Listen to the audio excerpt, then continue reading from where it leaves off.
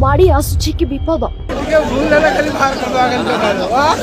पुरी रे मुहमाड़ी पड़गले प्रभु बलभद्र।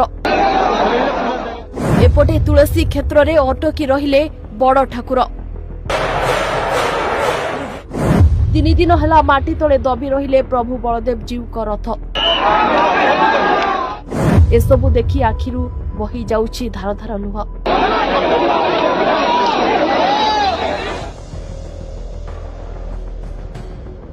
हे प्रभु एसबु कौन घटी जाउछि?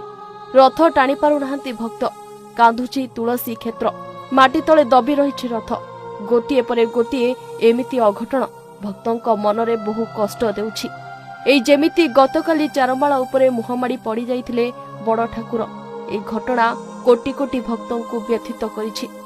भक्त माने कहिलेनी प्रभु बलदेव जीव हेउछंती बड़ ठाकुर और रथ अटकी थिबारु